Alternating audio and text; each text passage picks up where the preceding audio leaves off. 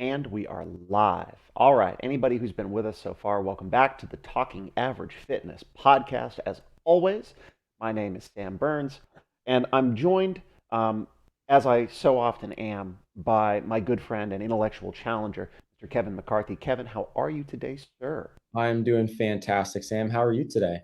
Killing it, crushing life, just excited to be here. If you were expecting, anyone who might be listening or watching, if you were expecting an episode last week, it didn't happen. Mostly because I was caught at the dealership, and my wife and I have gone full blown, like middle class family. We have a minivan now. Um, Hell yeah. and we are inappropriately excited about this minivan. Um, it's It's for the like little things, man. It's the little, well, I mean, not that a minivan is a little thing, but it's like, you get like a new set of pots and pans and you're like, oh, it's my life is like, I'm basically royalty. Don't talk to me, plebeian. Um, yeah, my wife is excited mostly because like it's if you fold down the third row of seats, it has as much storage space as my pickup, but Wow. inside of it, yeah, it's a Yeah. big vehicle. Yeah. Um, That's a massive, you basically like, you can, that like that right there. If you ever need extra income, you can take that back section of the minivan. You can rent it as a one bedroom in Boston for $3,000. So, I mean, capsule capsule apartment. Um, out it, put it on the housing market, 500 grand easy. oh God, they would. Someone would buy it. Probably. Of course, then I ended up paying double taxes. Um, Yeah. all right, so in typical Ready Fire Aim fashion, so we've decided on the topic of recovery, right? So we've talked previously about you, the royal you, CrossFitters, and why you do what you do when you go inside the walls of an affiliate or when you go down to your garage gym. And we've talked about why you might choose to not do certain things when we talked about cherry picking. We're going to talk about now is, this this elusive concept called recovery and why we need, $300 pieces of equipment to tell us, how recovered we are and all of those other things. So really, of course, maybe simplistic, but high level overview. Kevin, talk to me about recovery and why it's important for me as a CrossFitter. For you as a CrossFitter. Gotcha. So, I think specifically for you, for anyone that's a CrossFitter, recovery is important for all humans of all domains, and that looks different based on that. But again, for our discussion, focus kind of pretty much just on CrossFit. With maybe a broad general look at just fitness ventures in general. Recovering better is going to allow you, and again, this kind of ties into a conversation we had not last week, but the prior, was recovering better is going to allow you to sustain a higher level of intensity more consistently. And we've talked about how intensity is the common variable most commonly associated with favorable adaptation to exercise. So, intensity gets you the good stuff. You want more of that to keep your results moving. Right. So, to be able to keep hitting that intensity, you have to recover. Yeah. Think about your body as, I'm going to use a horrible analogy because I know nothing about cars, except they have four wheels usually, and they go. Great way to start. But,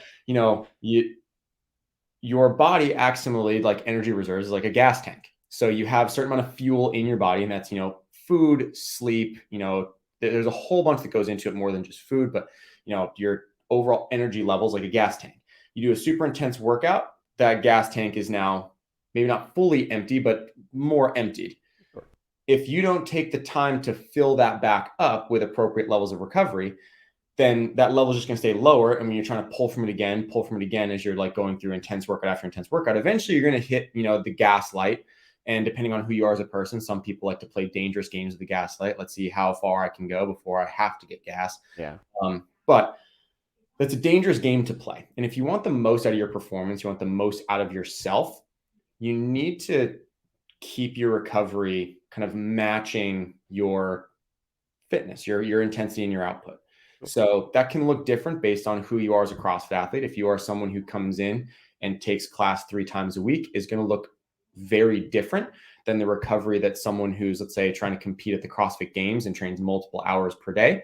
That recovery looks different, but both of those people need their recovery to match up with their intensity and output so that they can continue working out and training at the level that they are, stay injury free, or have a higher chance of injury free, barring any stupid choices, and allow yourself to be a happy human being outside of the walls of the gym. Yeah.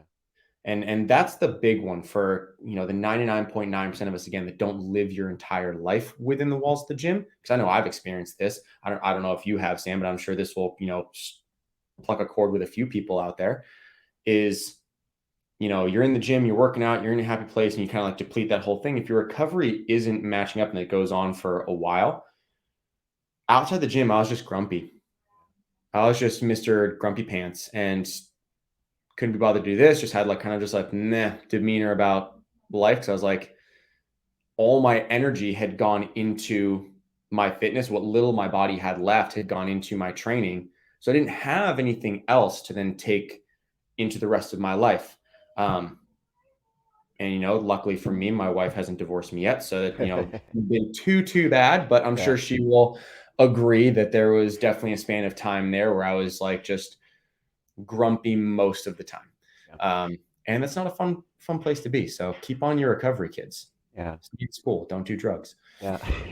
Well, and I love, a bunch of the stuff that you just touched based on. And, you mentioned the danger factor, right? And I'm glad you came back around to the concept of injury. There's depending on who you ask, Dr. Sean Pastuch from Active Life has a great model for understanding recovery and injury and things like that. Imagine all of your reserves, your energy level, your capacity, right? It's a fixed amount.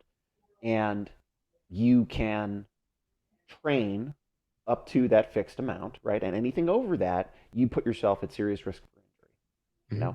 Now, the things that affect that are if I didn't sleep as much as I should have, if I didn't eat correctly for yesterday and today, or maybe even chronically, maybe if I overtrained the day before, and so now you can start to see that your available amount of buffer for energy expenditure, especially when you start to get into resistance training and stuff like that, the available space that you have to train at intensity without risk of either A, overtraining, or B, injury is much lower, right?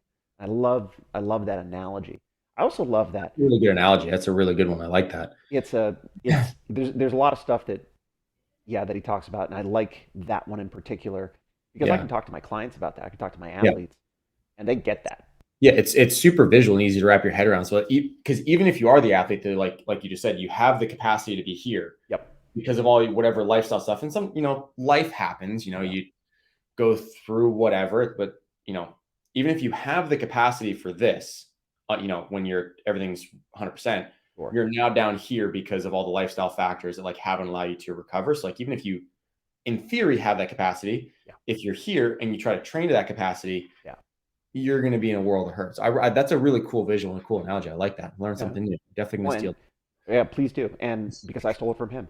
And then thinking about competitors programs and people who, compete at a high level, we talk about competitive CrossFitters, your Tia Claire Toomey's, your Matt Fraser's, they've got this thing figured out. Yep. They don't allow anything to screw with their ability to recover because they understand that you don't get to train unless you take advantage of a recovery cycle. The thing that is often said is you earn your training in your recovery.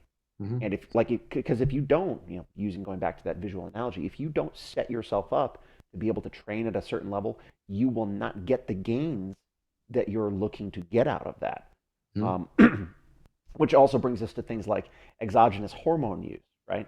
If you're not optimizing your hormones by things like, good, appropriate diet, appropriate sleep, appropriate work to rest, recovery, things like that, that's part of the reason that, people who do have those things figured out then supplement with exogenous hormones is because it creates a greater capacity to recover, right? So it's not that, um, you're bodybuilding or whatever, and you're like, oh, every bicep curl counts as two bicep curls. It's that you can do double the number of bicep curls Yeah. because the hormone replacement is enabling you to recover so much quicker. Yeah. I mean, to kind of put it in a frame of reference for people, it's like, the biggest factor when it comes to muscle size is total volume accumulation. So when we say volume, again, like this is, not from like number of training pieces because bodybuilding is a different sport, but it would be like, sets times reps times load. So amount of total working volume on the muscle. What taking exogenous, steroids, performance enhancing drugs, hormones, whatever kind of branch or whatever you want to call it, taking those things doesn't just magically make you better. If you were to just go home and sit on the couch and pump yourself full of testosterone, you're not going to be shredded ever because you're just sitting on the couch. Right. It doesn't work like that. And it doesn't make the work easier. Yeah. Like the thing that I think people need to wrap their heads around, and this is again like a little tangent on drugs, but if someone is taking steroids or gets caught taking steroids or whatever, like, yes, there's like a moral thing to it, but it's like, it's not that they're taking the easy way out, because taking those things allows you to work harder. You can do more and still recover at the same rate or faster rate than your peers. So again, if you like in bodybuilding sense, instead of doing chest once a week, because you do a massive chest workout, your chest is sore for 6 days, you wait until Monday to roll around again, you hop back on the bench. Instead of doing chest once a week, you can now do chest 3 times a week. So you've tripled your volume. Yeah. Of course you're going to get bigger faster. Right. Like, and if you're eating to support it too. Exactly. Well, I mean, if you're training for bodybuilding, not just like some jabroni working out, like you probably do have the nutrition dialed in. You're probably doing the standard bodybuilder diet of like, I eat 2 chicken breasts and 4 cups of rice at each meal. So you're just, that's it. And that can translate into whatever, there's more people more recently in the sport of CrossFit have been testing positive for different performance enhancing drugs. And it's like, it's not necessarily that they're just like, I can do Fran in 5 minutes and I'm still going to get the fitness results. That's not the case. They can just do Fran in 2 minutes twice, like, and recover from it and then do it again. Like they can just maintain the intensity and the volume for longer and still recover, which, they can like get the results there quicker for sure. But it's not that they're not working as hard or taking, it allows them to work harder. And that's what, creates the kind of unfair advantage. Yeah. But I don't know if you've gone down the rabbit hole on the whole Liver King thing. Have you dug into that? So I haven't like dug into it. I know the premise of the whole thing, and he was, man, like, I mean, this is not to like make fun of anybody, but if you sat there, if you looked at this man, and if you don't know who Liver King is, use the Google machine and give it a look. Yeah. And I hate the use of like the eye test, because people will look at CrossFit athletes and be like, oh, well, they're muscular and lean, so they must be on drugs. Like, well, no, some incredible things are possible for sure being a natural athlete. But like you said, like you kind of live within a vacuum, you have everything dialed in. Like I remember seeing and hearing things in Matt Fraser, like he wouldn't go to his friend's bachelor party because it was within training season for the games. So he was like, I can't go because that's a factor that's going to affect my recovery and my training for 3 or 4 days. I can't take that risk. He wouldn't ride his motorcycle. I remember one thing where like he would have his girlfriend, fiance, wife, Sammy, would cut his meat for him because he didn't want to use a knife and risk like slipping and cutting himself. And it's like, that's how much of a vacuum some of those guys are placing themselves in to do the things they do. So this isn't to say that, that just by looking at someone, you can tell if they're on steroids. However, this guy, Liver King, I have no idea what his name is, but this guy, what would you say? He's like 270 pounds at like 5'10" type dude. doesn't He's they're like, yeah, massive, like you can frame it kind of like bodybuilders. If you look at like, pro bodybuilders show, they kind of like they have abs, but it kind of looks like a gut, called like a yeah, growth hormone gut. yeah. Like where your abs are basically like, kind of like distended. Mhm. Um, and so he's got that going on. He's absurdly lean for how big he is. And he's like, nah, man, all you gotta do is eat like some raw organ meat a couple times a day, Yeah, and you're good to go. yeah, Like, there's not nearly enough calories nor carbohydrate in your diet to support the physique you have without exogenous. And that's the yeah. kind of thing is like, could someone potentially be that big given they like have God's gift of genetics Hmm. and they've dialed everything in, they work incredibly hard, the nutrition is on point, and is that possible? Sure. I'm not going to say it's not to be like, that size muscularly, but like looking at his abdomen and how distended that was, and then what he was claiming he was eating, I'm like, you're lying. Yeah. That's not real. Well, um, so there's a guy who runs a YouTube called More Plates, More Dates. I believe yes. is yes, I believe his name is David. Mhm. Um, he went down the rabbit hole on Yeah. this whole thing, Yeah. and I highlight this for a couple reasons. Like first, so to kind of piggyback on what you're talking about, this dude Liver King, he's yoked. The guy is absolutely massive. So we're Yeah. not just talking about like Matt Fraser is fit. You can Yeah. see muscular definition. Yeah. You can see his abs. Yeah. This guy looks like you stuffed little balloons in his shoulders and his arms and his abs Yeah. and then blew them up, right? Yeah. So we're talking about a degree of muscle size. It's not just about visible muscle, it's about hypertrophy, right? Yeah. And then add on top of that, this dude is in his 40s. Yep. So that's just really hard to get to. Well, anyway, Yep. so you go down the rabbit hole, and this whole thing is he's emailing back and forth with a bodybuilding consultant, Mhm. and this is before he got famous.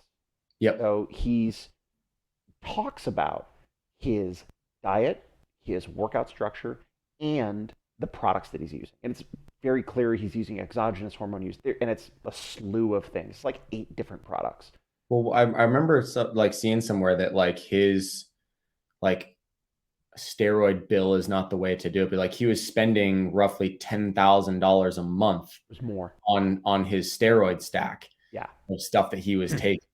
Well, Like, so it's wow. very clear that this was all very carefully orchestrated, and Oh, he says it outright. He's like, "I have a brand. I want to grow the brand from where it is now to a million followers inside of a year." Which, by the way, he did. He beat he's his well goal. past it, isn't he? Like he's well Oh, past the he minimum. was like 1.6 or something Yeah. recently. I Yeah. don't know if it's gone down, but the point is like this was not an accident. It wasn't, No. a like a oh I didn't know what was going on. No, the dude had a plan to build a brand and a personality, and that's fine. I don't judge him for that because he has never entered a competition. You Mhm. know, he did straight up lie in a bunch of interviews and be like, no, I'm 100% natural, but whatever. What I think is amazing is how incredibly disciplined he was Mhm. already before he did whatever was going on to get him to that million people. So he's got his diet locked on point. He's got his rest and recovery cycle locked on point. He's also doing CrossFit twice a day. Mm. He's using conjugate method CrossFit for his AM session, so it's essentially all mixed modal resistance training and strength training. And he does metcons in the afternoon.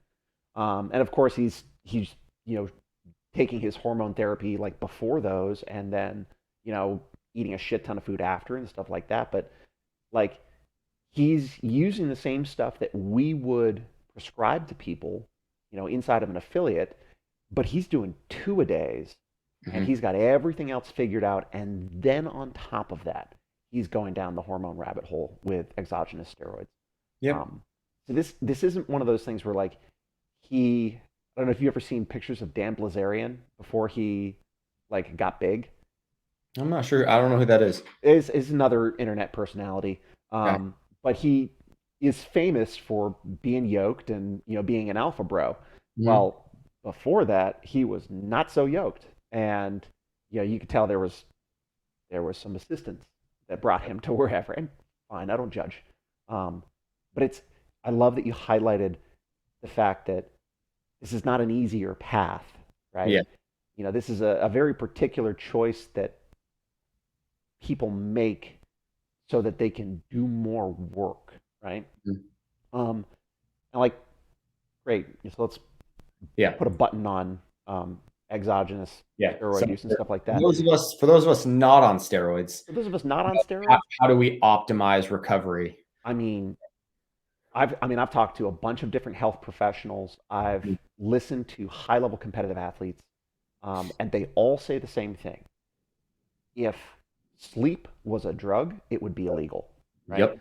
I Um, was and gonna my say own, the same thing. I was like, I know where you're going. oh yeah, and even my own personal, I have a health coach, Yeah. and she has made it very clear to me. She's like, if you don't get good sleep, you need to alter your training. So, like in your course of you're trying to stay consistent and everything like that, sleep will always trump training.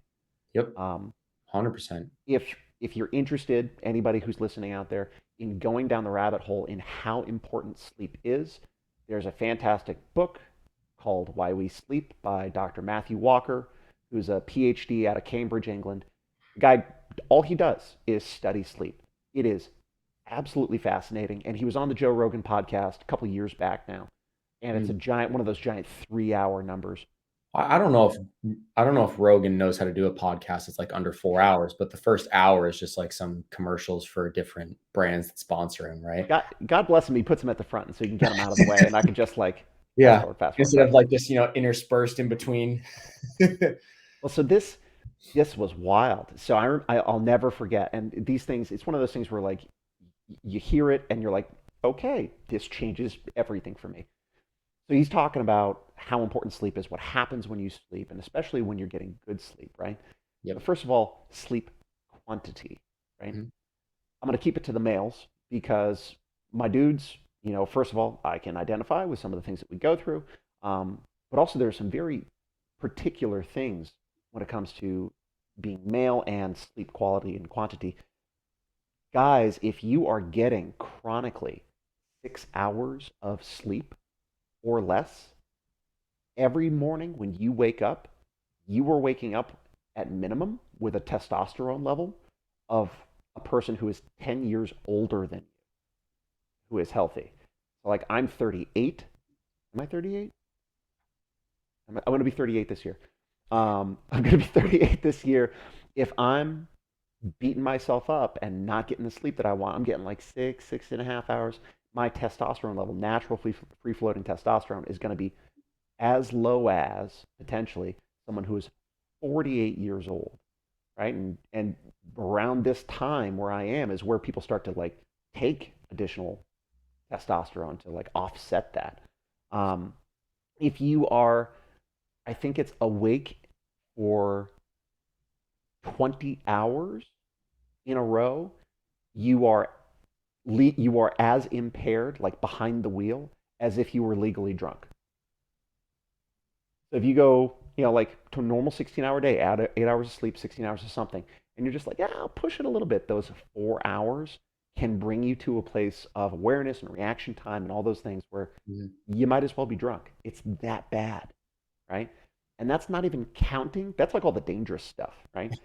That's not talking about the good, awesome things. Like you get like 8+ hours and like you can get into a run of 8+ hours inside of your brain, you will start to dump out natural testosterone, human growth hormone, which is the stuff that bodybuilders and other people are taking exogenously from externally from outside of the body.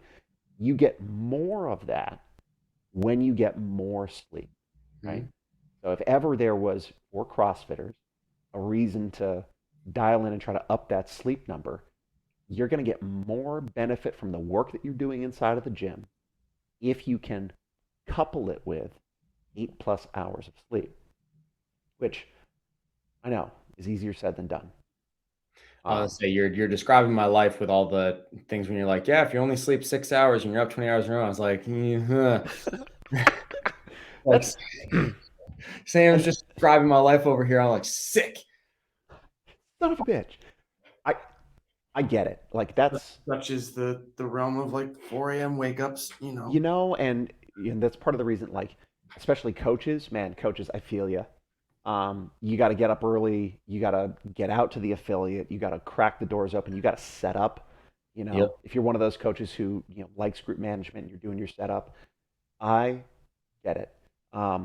If for those of you who do have to get up, or like in the affiliate space specifically, if you can coordinate it so that you do not have a clopen, which Mhm. is what we used to call the close to open, Yep. where you're shutting the doors at 7:30, you're going home, you're cranking out on dinner, maybe you're watching TV till 9 p.m. or whatever, and then your alarm goes off at 4 or 4:05 so Mhm. that you can be inside the affiliate at 5 to start class at 5:30. Like if you can avoid that close to open, I would say don't ever do it again. You Yep. know, it's just it's not worth it long term. Um, but I sympathize and empathize with people who just don't have a choice, Mhm. and I understand that. And anyone who's got kids, I get you. You know, that kid will decide sometimes how much sleep you Yeah. get. Um, Kids in the bedroom go, screw you, buddy. You and your sleep. Just you know, and I remember my wife and I when we first brought our son home, we just knew it's like every 3 hours it was he'd take a nap and then get up, diaper, food, hang out for a little bit, nap, Yep. diaper. It just he lived his life on a 3 hour cycle, Yep. and that just is what it is. And thank God we have the relationship we have, and we could kind of coordinate to swap. And you know, at the time I was early on, I'd taken leave to be with my wife, but then I went back and I was um, you know coaching some mornings, and we could set it up so that um, You basically take shifts, kind of like, yeah, and yeah. which is really hard to do. Anyone who's breastfeeding, like, hats off to moms who it's like, yeah, you can get up and you can help, but I still got to be up to pump, or I still got to be up to breastfeed this kid. Like, Yep. moms are rock stars. Um, Superheroes. absolute superheroes. Um, and it's hard, but there are some fantastic resources for things like getting a kid on a good sleep pattern, and I urge people to take advantage of it because your sleep is important as well. You know, Mhm. um, kind of leaving behind the sleep topic. What would you say? Because for me, sleep is the biggest bullet, like it's the biggest rock in the bucket. 100%. That's, yep. Where would you go next? Nutrition. Nutrition, Like, and I'll kind of like put hydration in the nutrition bucket, like your intake of things. resources. Yeah, sure. So, like, making sure that you're eating enough, and by eating enough, like you have protein that supports everything muscularly, tendon wise, Mhm. everything there. But Carbohydrates for your energy, huh? but wait, Coach Kevin, why is it important for me to eat that much protein? Because I said so. Stop arguing. Go do Fran. Yeah. Um, um, no, but like, so protein, I remember seeing some things where it's like, I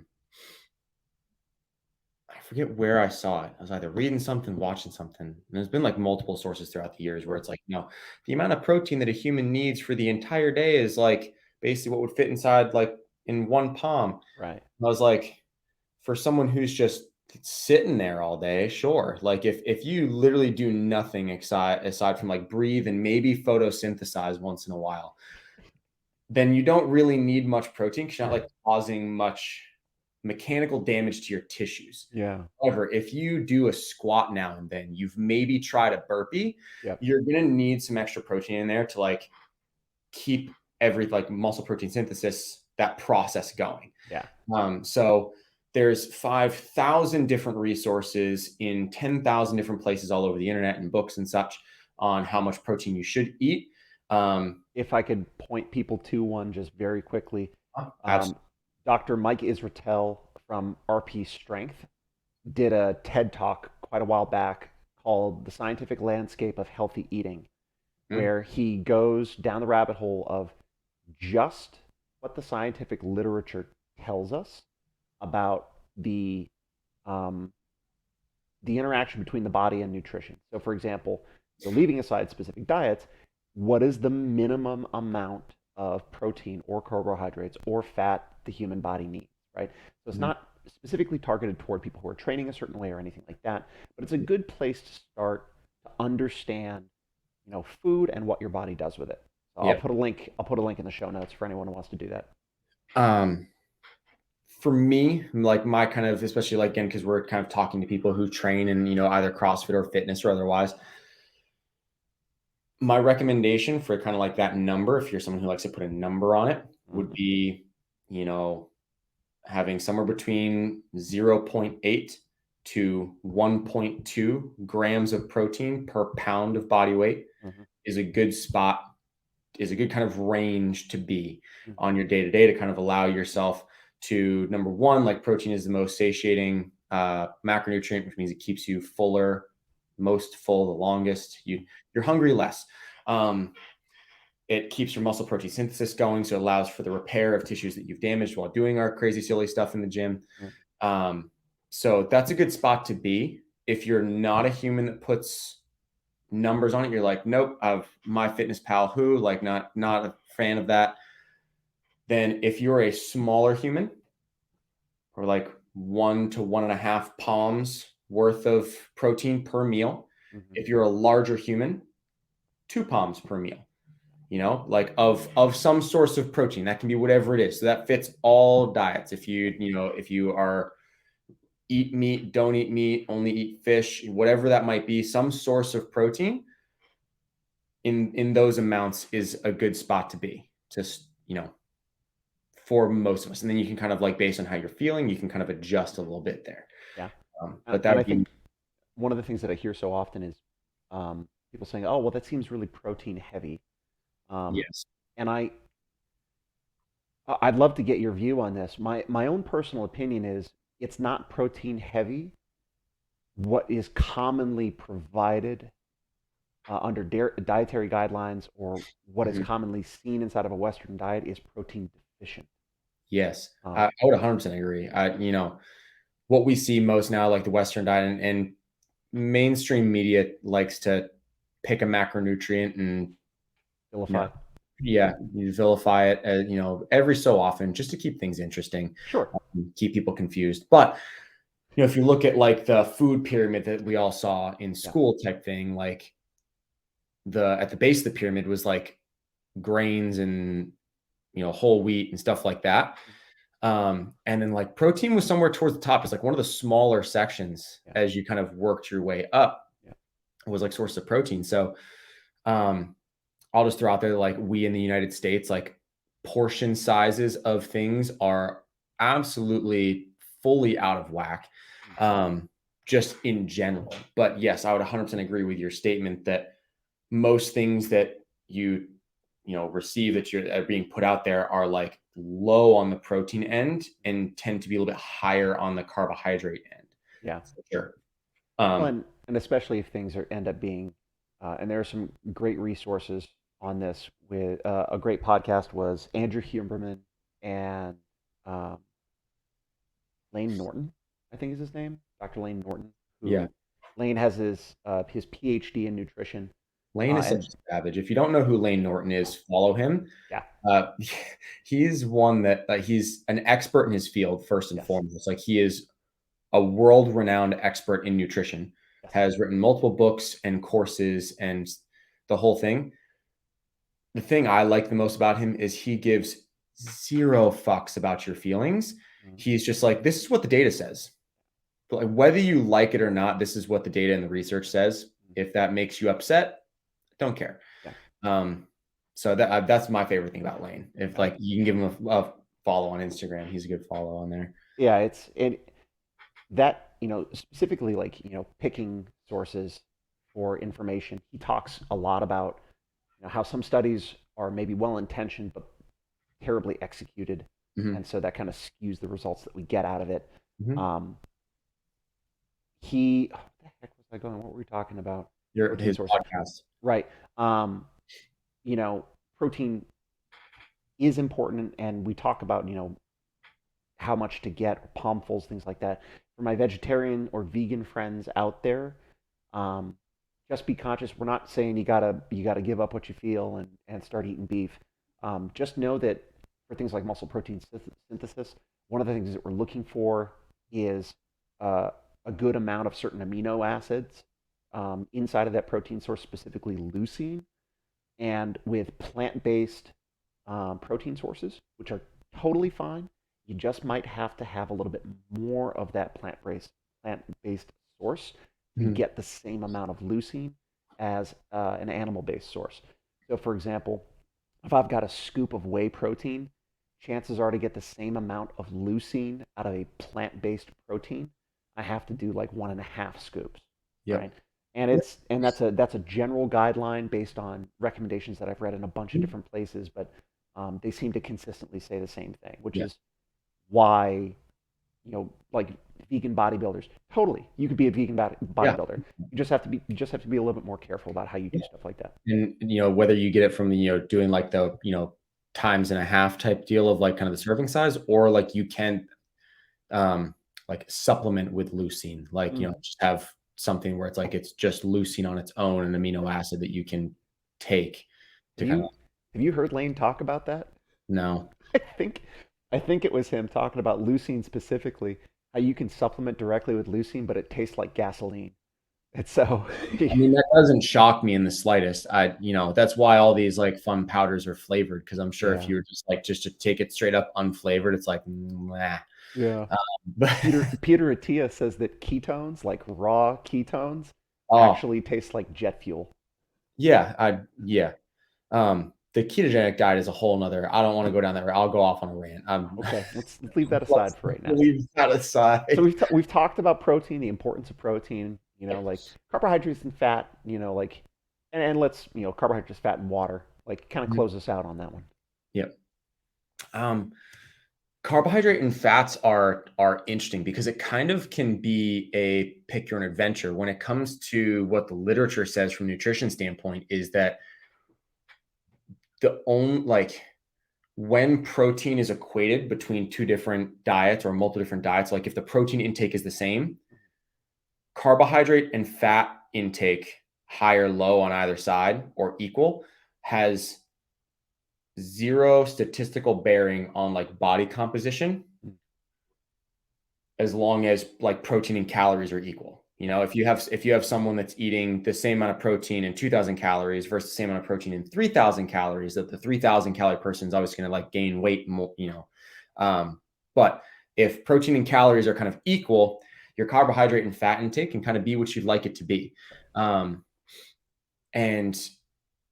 that kind of can give people a little bit of freedom of what you like. Some people tend to do really, really well eating lower carb and higher fat. Some people tend to do really, really well eating higher carb and lower fat. If you look at something like CrossFit prescribes with the zone diet, or at least I know that they have prescribed in the level one, or at least they touch on it in the level one. They do Uh, touch on it still. so, like that kind of puts fat and carbohydrate intake as equivalent, Hmm. or relatively close, like across the board. So, Yeah, for those, it kind of comes down to by feel. yeah. If you are training for longer, when I say longer, I mean like a multiple hour session or multiple sessions throughout the day, Yes. you are going to need higher carbohydrate than someone who doesn't. I will say that most CrossFitters Yep. from like non-competitive, we'll take like, semifinals games level athletes out of the mix. Most recreational CrossFitters probably eat or consume too much carbohydrate for their level of activity. You don't need 400 grams of carbohydrate to recover from your hour class each day. I Yeah. hate to break it to you, but Your you 20-minute Metcon. don't need that. Yeah. Um, but it can come down to a little bit of feel and how you feel energy wise. If every day you're in the gym, you're like, man, I just feel like I'm just dragging ass right now, Yeah. then try adding some carbohydrate in. If that makes you feel better, then maybe that works better for you. And you can kind Yeah. of play around with that. But Carbohydrates are primarily responsible for like most of your energy. It's what's stored as glycogen in your muscles and your liver, and it's energy stores.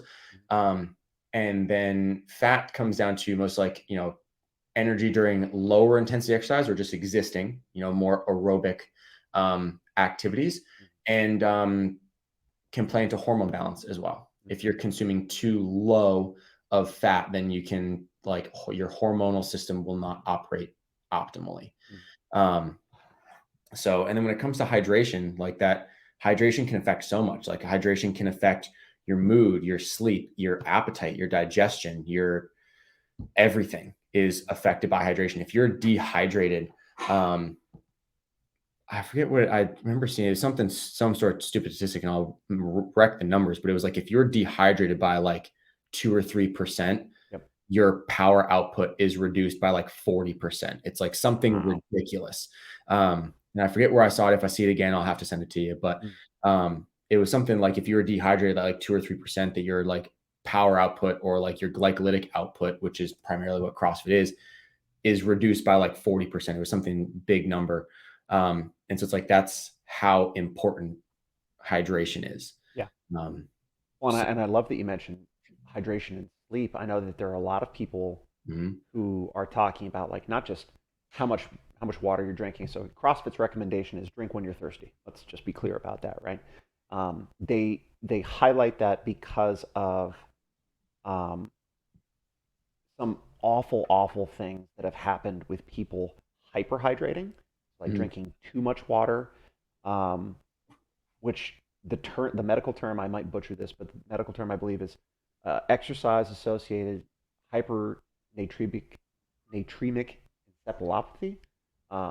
Basically, examples of like marathon runners who drank too much liquid, and because of the interaction between long oxidative endurance output and what happens with your body regarding water, like when you engage in a endurance piece like that, like your body kind of goes into conservation mode. And we have been sold at like as a community sports fitness people, we have been sold this concept that like, well, if you're sweating, you got to replace your water intake. There are cases where people have drowned because of how much water they intook during marathons. Their body literally shuts down because it's too hyperhydrated. So that's where kind of CrossFit was coming from. It's a drink when you're thirsty kind of thing, but also like hydration timing. We talked earlier about the importance of sleep. If you're that person who's banging bottles of water like right up until the moment you get into bed, no, you're up 7 times a night. You're right. And like you have to get up in the middle of the night. You keep the lights off and your eyes are like somewhat closed. You're like, I'm still sleepy. You gotta go pee. Yes. Good you gotta do the like the block the light. If I keep my eyes mostly closed, then like it's basically like I'm still sleeping. Yes. I can speak personally to the effectiveness of like trying to stop drinking liquids like 2 hours before I go to bed. I do end up getting up less. So that's always nice. I'm always looking for ways to not have to get up more or not be awake more, which is probably a nice segue into things like this. Oh yeah, yeah. And so wearable techs and kind of quantifying recovery and stuff like that. So I'll talk a little bit about mine. So I'm wearing an Oura ring. I wore a Whoop for years. And I didn't switch because Whoop is a bad company. I love that company. They do cool things. And when I was down in Massachusetts, I had the good fortune to like go and do the studies in Whoop Labs, which was a lot of fun. And anyone who has a Whoop and you're in the Boston area, if you can get on that list, every time you go in and participate in a study, they will give you 2 months free for your subscription, which like I didn't pay for it for like over a year. That was awesome. But I stopped wearing the Whoop after I moved because, one, the cost is higher, and also because two, I got to a point because where the data wasn't telling me anything, especially for my workouts, that I couldn't perceive myself. Right. and I really wanted to just kind of narrow down on sleep. And I don't wear my Apple Watch when I go to bed. I take that off, and I can wear a ring while I sleep. And so that's when it comes to wearable technology and things that I care about. That's really where I've kind of settled in, is trying to help me understand, like, not using it to understand, oh, I'm 80% recovered, I can go this much harder. Just like, if I do something, how Mhm. does it move the needle on my sleep? Yep. Getting back to that big rock in the bucket that is sleep. Yeah.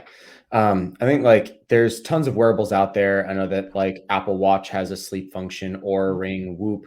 I have no idea if Fitbit has one, but I know that Garmin has come out with multiple watches now that have some sort of like recoverability score Yeah. and different stuff in there that you can look at, and that track like your workouts and your output and Mhm. all that fun stuff. And they all have their, proprietary blend, their algorithm that goes into um, figuring those things out. So it pops up on either the screen or your phone or both. In my mind, I'm like, these are just tools. And everything we've talked about in this podcast so far, like sleep, nutrition, and hydration, that right there is 99% of the recovery bucket. If we're talking about, recovering from training, from life, from this, from that, Yeah, sleep, nutrition, hydration. probably in that order. That's that. Yeah, I would say in that order. And again, like nutrition and hydration are again in the same bucket, but like sleep and then your nutrition and hydration are what's going to do the most for you. Right. And to Um, be clear, we're talking about, like, okay, you're not in a war-torn country where you can't get access to clean water or food regularly. Like, right. we're assuming in the Maslow's hierarchy that you've got most of stuff taken care of, and like, those are the Yep. assumptions we're making when we make that statement, right? Yep. Sorry, please continue. Yep. Um, like that's going to do most of your recovery. And there are so many things out there that are different, like recovery modalities and products. You can do a like GoWOD, or it's no longer ROMWOD, it's pliability. Yep. Different like mobility and stretching programs. You've got all your different yep, like your stim pads, like a Compex or a My Power Dot, something like that. You have Theragun and different massage guns and such. You can get fancy foam rollers. Mm-hmm. HyperX makes a foam roller that vibrates, so it like massages you as you're foam rolling. Um, Oh, there's what's the thing where you wear the sleeves on the legs? the Normatec. Yeah, Normatex. those things, Yep. Normatec boots, and they have an upper body one as well. You can put on your arms. You look I like didn't the know new that.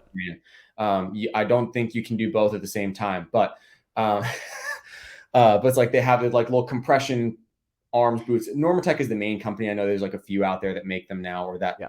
product. Um, there's different things like sauna, ice bath, Mm-hmm. meditation, breath work, like all these different modalities and things that exist, that people like kind of market it, that this helps your recovery, it'll do this for you, it'll make you smarter, your hair will grow faster, you'll become a foot taller, whatever it is. 10 pounds to your back squat. Yeah, exactly. Add 10 call. Could you imagine if someone marketed is like, hey, the guaranteed this adds 10 pounds to your back squat? They'd make enough money in that first month just from CrossFitters buying it. Right. Um, because I mean, that's the whole thing is CrossFitters, right? Like we will buy anything Yeah. if we think it'll make us fitter or take 10 seconds off our Fran time or Yeah. anything like that. I mean, that's why people buy new shoes. Every time you get a new pair of shoes, your fitness increases by 19.7%. It's proven Yep. by science. Absolutely. If you wear sunglasses while working out, it's 12.2% increase in your fitness, Yep. proven by science. Don't come at Yeah. me. I'm just the messenger. These are hard numbers. Yeah. Yeah. Um, I won't do it if I can't pay for it. yeah. If it's sleep or nutrition or water, no, don't talk to me. No, so Where can I charge my credit card, and does it say ex- Noble on it? exactly. So you got right to where I was getting to. Is so many people will jump in the bucket of, I have a pliability subscription, I bought an ice tub, I bought a sauna this, and I have a massage gun and a Normatec, and I do all of these things Oh, every day because I'm oh, committed to my recovery. okay, yeah, right. But I'm sleeping 6 hours a night. It's like, homie, that's not it. You missed the whole thing. And this Yeah. is speaking, I'll speak for myself. This is speaking as someone who did that shit. Yeah. I mean, we've all been there. Yeah. And I will foam, like I just have a regular foam roller at my house, like one of the little stumpy ones. Yep. And so like have foam roller and lacrosse balls in my house and like a stretching mat to stretch. I have a subscription to Pliability because if I don't have something to follow, I won't stretch. And if I don't stretch regularly, I will become the Tin Man and the most immobile human being in the world. Yeah. So it's like that for me, the accountability makes sense. But at the end of the day, like if I get home from work and I've done whatever training that day, I get home, if doing like, 20 minutes or so of foam rolling and then another 20 minutes or so of stretching is going to cut into my time to sleep. Yeah. Like if I'm choosing that, an hour of foam rolling and stretching over an extra hour of sleep, I'm missing the point. Yeah. Put the cart before the horse. Yeah, that extra hour of sleep is going to do so much more for my overall recovery than any foam rolling or stretching ever could. Yeah. The foam rolling and stretching helps me from like a movement position standpoint, and I do it as often as I can. But again, if it's like I get to the end of the night, I get home, I've had dinner, and it's like I could either stretch for an hour, like stretch and foam roll for an hour, or sleep for an extra hour. The sleep for an extra hour should be the easy choice. But because it's not flashy, because it's not sexy, partially maybe because it's free, it's not the option people go to. They're like, no, I got to spend time in my sauna. I got to go use my massage gun. I got to Normatec my face with like lacrosse balls digging into my neck and the whole, whatever it is. I got to do all these recovery things. Those aren't moving the needle nearly as much as you think it is. And that's where sometimes, to bring it back to the wearables, where those things can make a difference. Make note of, I know that I've never used an Oura Ring or any of the Garmin watches, but I know for Whoop, like I have one, I wear one. You can put in like the little journal feature, like different things that you did. Like I did stretch, I didn't stretch. It has a function now where you can input like your calories and macronutrients, like if you track that stuff. Oh, wow. Like you can put in every single factor of life that could go, play into your recovery. And then each week, each month, it gives you different reports of like, hey, here's how these things that you have logged affect your recovery. And you can look and be like, oh, wow, like caffeine positively affects my recovery unless I consume it after noon. Yeah. Like that's a powerful bit of information. If I logged that I was properly hydrated because I drank this much of water, but then on the days where I wasn't properly hydrated because I drank significantly less water, like my recovery was higher versus lower. Yeah. It's like it can give you a lot of really cool information, like these different tools and gadgets and wearables that we have, but they're not the be all end all, and I think this is another detriment in the community, maybe not detriment, but I've known people like this where they wear in a Whoop, they see their Whoop score is red, they have like a red recovery. Yeah. I'm dead. I can't do it. I'm like I can't train. I can't do this. I gotta put my life on pause. Like, well, how do you feel? And the fact that, we're relying solely on a wrist wearable and an app to tell us how we feel is a little bit absurd in my mind. It's a tool. And again, like I'll just kind of use my personal kind of how I think about Whoop. When it gives you your data in the morning, you wake up, your recovery score is this. You look at it. All that means, and this is coming from one of my good friends, Mike Lombardi, who has worked at Whoop for an absurd amount of years, was one of their highest ranking employees, and he knows the deal, was like, whatever your recovery score is, doesn't mean that like that's now your ceiling for your output. It just means that your entire system, your physiology is just running less efficiently. So if you have so he basically put it more efficiently yeah. So basically like put it in terms of like running, because it's just an easy analogy. He's like, okay, let's say you're running a 20-minute 5K. So same output across the board. He's like, so if you're running a 20-minute 5K, at a green recovery, By that the might, way, only Mike Lombardi would say, "Hey, if you're running a 5K at 20 minutes," well, is he's like, just picking a number. I'm I know, I'm pretty but sure Mike could run a 5K in like 12 minutes. But yeah, yeah. um, If you know Mike Lombardi, you know how absurd that sounds sometimes. But anyway, please continue. yeah. So he's like, just again, just trying to equate output across the thing. Yes, Like yes. for a 20-minute 5K, he's like, okay, if you have a green recovery, that might be like a 10 strain on Hmm. like on the whoop. Yeah. If you're a yellow, it might be 13. If you're red, might be 17. Like it's just Right. your system has to work harder to create the same level of output. It's not that you can't do that output. His wife Sarah ran the New York Marathon with a red recovery, and she's lived to tell the tale. So doesn't mean you're going to die. Doesn't mean everything's horrible. It's just your system is running like less efficiently depending on your recovery there. But then, okay, so you take that into account. I can still train normally. Again, bar like depending on how I feel. If I feel like I've been hit by a bus, then probably back off. But as long as I'm feeling pretty good physically, you still train as normal. But then, like if my recovery score is lower, I'm gonna try and maybe eat a little bit more food, make sure I am on top of my hydration, and I'm gonna try and sleep a little bit more. Yeah. Like try and bump that recovery stuff up just a little bit to try and get back into the green zone the next day.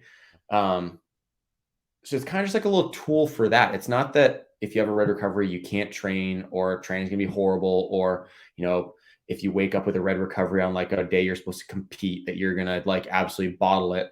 Um, it's just that things are like just slightly less efficient, and that's just is what it is.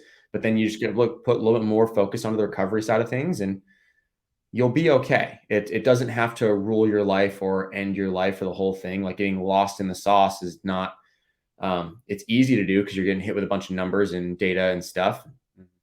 But um, yeah, I just like you starting to think about those things. I know a lot of people have them in the fitness space, whether it be an Oura Ring, a Garmin, a Whoop, or a combination of those things. Using it more as a tool as opposed to like a crutch um, would be my advice to people. And I don't know how Oura Ring is in terms of like the kind of data and numbers it gives you, but if you want to share some of that. Yeah, I mean, so first of all, I love what you're saying, the concept of um, using it as a tool rather than a crutch. And a great anyone who knows my wife Katie, so my wife loves to teach me lessons by making fun of me. So she we'd gap in the morning. She'd be like, "How'd you sleep?" And I'd go to pull out my phone, and she'd be like, no, no, no, no, no, no. Yeah. How do you feel? Yeah. Right? Yep. And that's a good gut check for anyone who, like, if I ask you how you sleep, if you have to look at your Whoop score to tell you, you're missing an opportunity to kind of check in with yourself physically. Yep. Um, Yep. the Oura Ring is not as detailed as the Whoop, and again, I don't use it for that. I use my Oura Ring exclusively to track sleep because when it comes to workouts, I take it off. I mean, it's not Mhm. like my wedding ring, which is a Groove Life, like it's rubberized. I can just do everything with it. This is Mhm. hard. It doesn't feel good when I pick up a barbell or hang on something, so I take it off. I don't wear it. And when I get my sleep, it's something like this, right? So I know that, up the top here is how much total sleep I got, how much time in bed. Those are probably the things I pay attention to the most. I Yep. want to get, on a great day, I get over 8 hours. This past morning, I let myself sleep till 7 a.m. I got 8 hours and 18 minutes of actual sleep. That means I was in bed almost 10 hours, Yeah. you know? And Wow. then what I pay attention to immediately after that, I skip the score. I don't care what the score says, it's useless to me. I go right to here, which gives me a breakdown of for the time that I was in bed, how much of that time was deep sleep, light sleep, REM sleep, and awake time. Yep. It is not uncommon for me to have 90 minutes or more time that I'm awake Mhm. while I'm in bed. Yep. To And be clear on that, like when it says awake, doesn't mean that you're like eyes open, like sitting up in bed. yeah, It's just times that like your brain is relatively like conscious, but it's yeah, imperceivable to us while we're sleeping. yeah. So unless you have a thing where like you kind of wake up a little bit, you roll over, kind of fall back asleep, Mhm. most of the time, the time that you're like quote unquote awake, is imperceivable to you while you're sleeping. So it's not like I sat up, eyes wide open, like woke up in bed. It's just part of a sleep cycle Yeah. is And like you brain and we go coming. through several sleep cycles when we sleep, Yep. you know. So that's as much as I use this for. Yep. And I keep it really simple. I know days that um, I allow myself to sleep in. Like, normally, I get up at a certain time because I like to create a little time in the morning where I can do some work kind of uninterrupted. And that Mhm. also allows me to be awake for when my son gets up so that my wife can sleep. Um, but every once in a while, it's like, you know what? I need to sleep in. Um, Kind of making it so if you kind of look at this graph here, the Mhm. white spots along the top are where I was awake, Yep. reducing that as much as possible Mhm. and setting it up so that I spend the majority of my time in actual sleep. Yep. That's all I pay attention to. Yeah. And it's helpful. And I want to go back real quick before we kind of put a button on this whole thing. You're talking about Whoop and how it allows you to track things like your macros and your water intake and did you foam roll and all of those things. And that's awesome with a caveat. The caveat is, first of all, you've got to actually track shit. Mhm. Which if Yeah. you've and the rule with data sets of any kind is garbage in, garbage out. Yep. So if you are not actually, it's the same thing with macro tracking. If anyone anyone who's doing macro tracking, you know that time where you eat something and you're like, oh, that's not going into my fitness pal. Yeah. Like, It's Oreos don't count. right? That's Peanut butter doesn't count. no, any peanut butter that's left on the spoon or on the knife, that those calories don't count. Right? Um, Absolutely. those don't exist. Um, and any peanut butter consumed after the lid goes on. So if it happens to be a full spoon, yeah, it doesn't matter.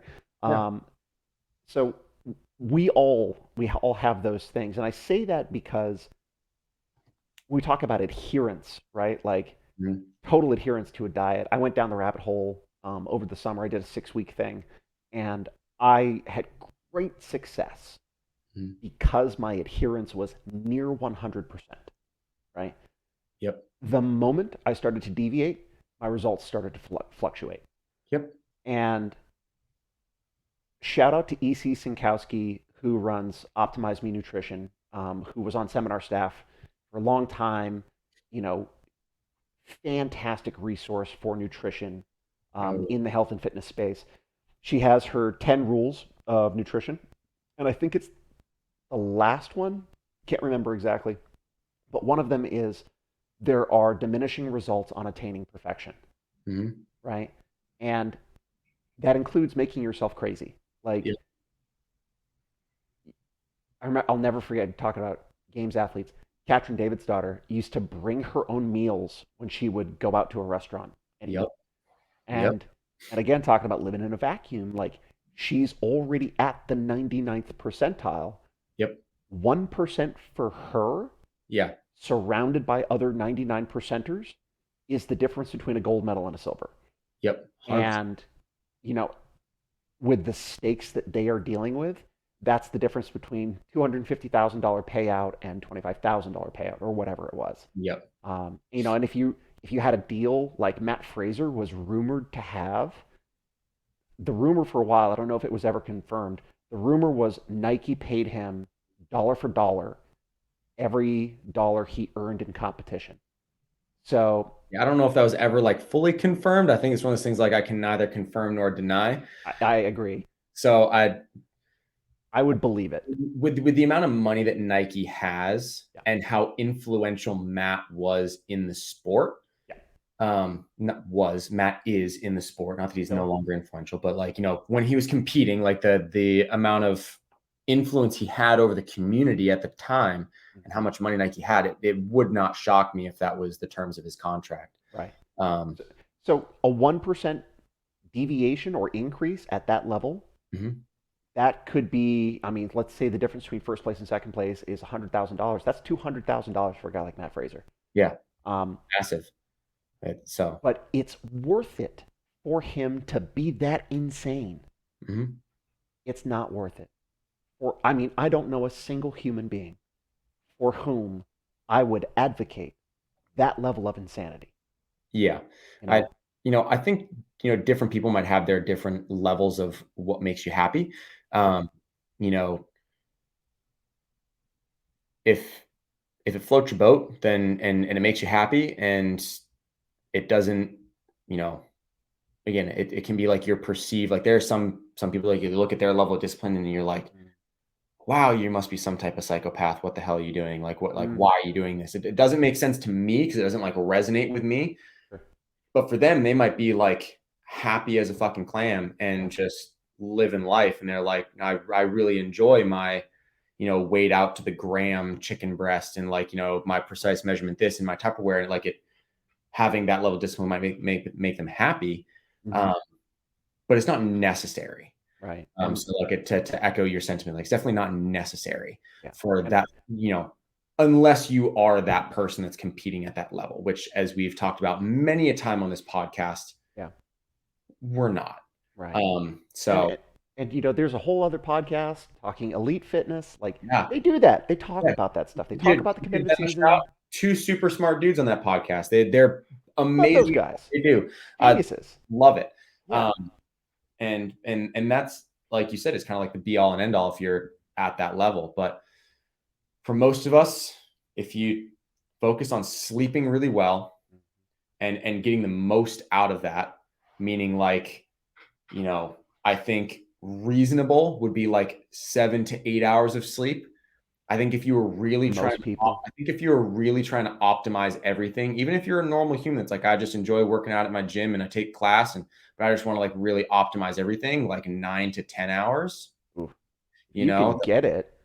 if you can do it, if you have the means to do it in your lifestyle and your job, and whether you have kids or not, like allows that, you're going to be like a superhuman Yeah. if you can sleep that much. And I Yeah. mean, if you're a competitive CrossFitter, it's required. It's Yes. like if like to legitimately compete, like at the higher levels of semifinals and the CrossFit Games, if you're not sleeping 9 to 10 hours a night, like you're not going to make it. You can't, because you won't be able to hang with the level of intensity. You won't be able to recover enough. Yeah. But I think like 7 to 8 hours of sleep is a great target to shoot for. And by that, I mean like actual sleep. Hmm. So as Sam was saying, like he got 8 hours and 18 minutes of actual sleep, meaning he was in bed for roughly 10. Yeah. Most humans lose an hour to an hour and a half of sleep. So when you're like, I slept 8 hours, you probably slept 6.5. Yeah. Unfortunately. And that's Uh, where a wearable can be yeah. useful to Be super. provide you with that clarity. Yep. Yeah. But yeah, I think for most people, if you can get your sleep at a good time block and that shooting for that 7 to 8 hours, Hmm. get your nutrition and hydration, Adequate protein. adequate protein, adequate hydration, Yeah. carbs and fats to your liking, as long as they're within like your caloric and energy requirements. Yeah. Mostly unprocessed. Yeah, you'll be good Yeah. to go. Absolutely. And Oreos don't count. And Oreos don't count. And it's not lost on us that what we're talking about is not groundbreaking or new, inventive, sexy things. Again, my own experience, I'll tell anybody this: consistency is king. Yeah, You want to see yeah. amazing results, Yep. your work in the gym, your diet, your sleep habits, all Mhm. of these things. And then of course, emotional and psychological health and stuff like that. Yep. All of these things across time, if you're attempting to do them mostly well, is going to take you so much further than, I'm going to dive down real deep on this thing and hope that it stays like that forever. Yeah. And then you last a week. Yeah. So it's better to be 85% compliant for the rest of your life than to try and be 100% compliant and then give up in a week. But I think like my kind of like last closing thought on the whole thing, to speak to your point about consistency, it's like it's consistency over time. So we're not saying like if you have one night that you don't sleep 7 to 8 hours, you're going to ruin your whole everything and your recovery is going to be garbage and then you can't train and your mom's going to be disappointed in you and whatever.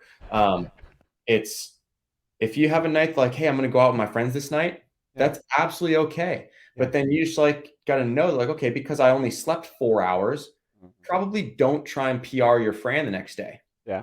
Like maybe not a smart choice. Yeah. or try and PR your deadlift, or I was going to say deadlift might be a little bit more, yeah. insert whatever stupid idea here. Just duct tape your spine to the ceiling. Done.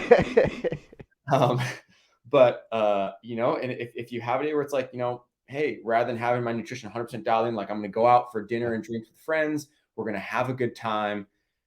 That's absolutely fine. Like it, Sure. and is important for you to be a healthy, happy human being. Absolutely. It's part of life and what makes us happy and social creatures, and like going out and do that, like, but having that be like, one night every once in a while versus like every night I'm like ripping shots and smashing pizzas and sleeping 2 hours a night. Yeah. Like very different, in that. So that would just be kind of like my closing final thought is like, you don't have to be absurdly controlling about it. Like, go about your business, enjoy your life, do the things that make you happy. Just understand how that might affect your recovery and then what that means for your fitness or your training going forward. Yeah. I think that's a great button to end it on. And, balance matters. Yep. Everything in moderation. Yep. Everybody has a different balance, and moderation, different things for different people. Absolutely. Absolutely. And again, consistency over time. Way to put a nice bow on it.